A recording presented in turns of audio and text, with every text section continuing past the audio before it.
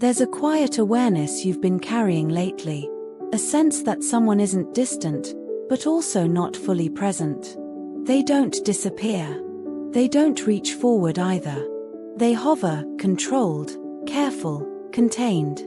And what makes it confusing is this. You can feel how deeply you affect them, even when nothing is said. On the surface, they appear calm, measured, self-possessed. Someone who seems to know exactly where they stand. But underneath that composure is a level of emotional fatigue they rarely let anyone see. They've learned, through experience, that opening too freely once cost them more than they were prepared to lose. So now, they hold themselves together tightly. Not because they're cold, but because they're afraid that if they loosen their grip, they'll be the one who gets hurt. And then you appeared. Not as a disruption, not as chaos, but as something steady. In their mind, you're not a fleeting emotion. You don't belong to a passing moment. You represent something far more grounded: stability, maturity, emotional fullness. The kind of presence that naturally leads their thoughts toward longevity, toward future-oriented questions, toward values rather than impulses. And at the same time, there's something else about you. A warmth, an ease, a natural joy that doesn't demand effort.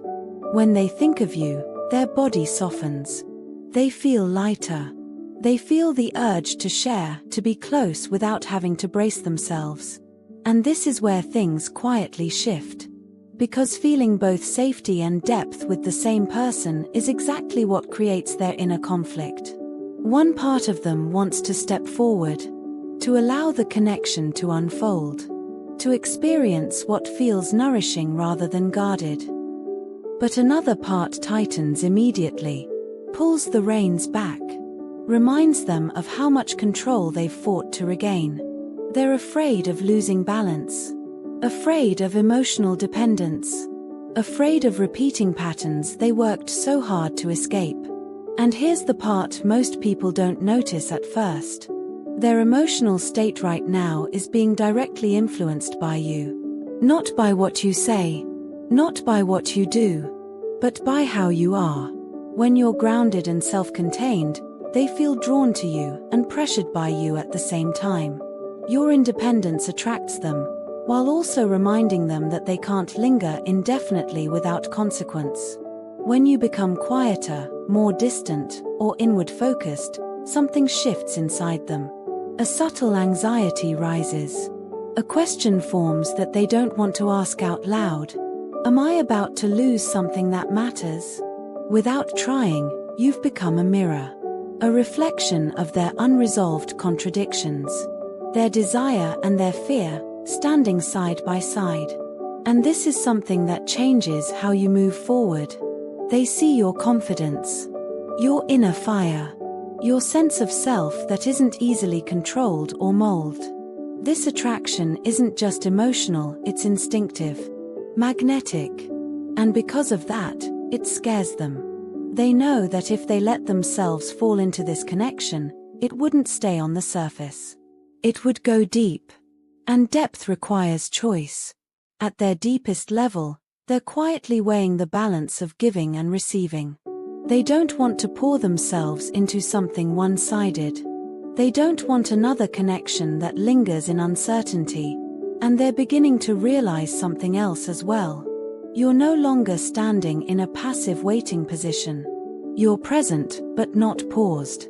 Open, but not suspended. This awareness creates respect and pressure. Because if they remain still for too long, they sense that their place in your emotional world may not remain the same. And so, if you've been wondering, no, they are not indifferent. They are not emotionally disconnected. They are deeply affected. But they don't yet feel safe enough to step beyond the boundary they've built for protection. Your emotions are not pushing them away. They are calling them inward, forcing them to confront what they've been avoiding. Their fear, their longing, and the question they haven't wanted to answer. Whether they are willing to choose something real, or continue standing between two shores. And that's why, right now, they can't fully step forward. And they also can't look away. Take a moment with that. Let your body soften. Let the understanding settle without needing resolution.